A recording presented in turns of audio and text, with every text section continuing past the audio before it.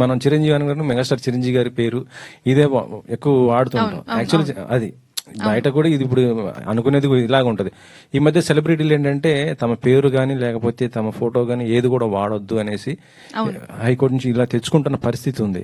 So ఈ title అలా అనుకునే భావన కూడా ఉంది కదా చిరంజీవి అనేసి, ఏ ఉద్దేశంతో పెట్టారు?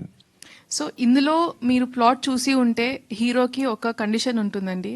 సో దానితో పాటు చాలా థ్రెట్స్ ఉంటాయి, అన్నోన్ థ్రెట్స్. అవన్నీ దాటుకుని ప్రతిసారి ఇది అయిపోయింది అని కష్టపడి బ్రతుకుతాడు, మళ్ళీ ఇంకోటి వస్తుంది. సో అన్నీ దాటుకుని బ్రతుకుతాడా లేదా అన్నది మా స్టోరీ అన్నమాట. సో దానికి చిరంజీవి అన్న టైటిల్ యాప్ట్ అని మేమందరం అనుకున్నాము. మెయిన్ మా ఎడిటర్ గారు కూడా సజెస్ట్ చేశారు. సో మేము అది టైటిల్ పెట్టినప్పుడు చిరంజీవి గారు డెఫినెట్ గా గుర్తొచ్చారండి.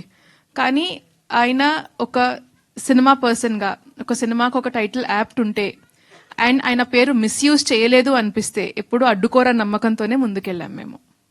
ఓకే, అంటే మిస్యూజ్ అని కాదు కానీ మానిటరీ పర్పస్ కి అయితే యూజ్ చేయకూడదు అని చెప్పేసి ఆల్రెడీ అది నేమ్ వరకు క్లెయిమ్ చేసుకొని పెట్టుకున్నారు. అది సో దానికి అప్రూవల్ ఏమైనా తీసుకున్నారా అఫీషియల్ గా, లేదంటే ఏంటి?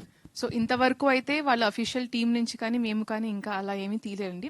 రిజిస్టర్ మాత్రం అయింది title. Long back it was registered with the chamber.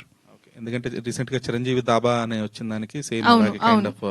కానీ ఈ కోర్ట్ ఆర్డర్ ఇవన్నీ రాకముందే we registered the title. We have proofs and all. So అంతవరకు అయితే వెళ్ళలేదు ముందుకి.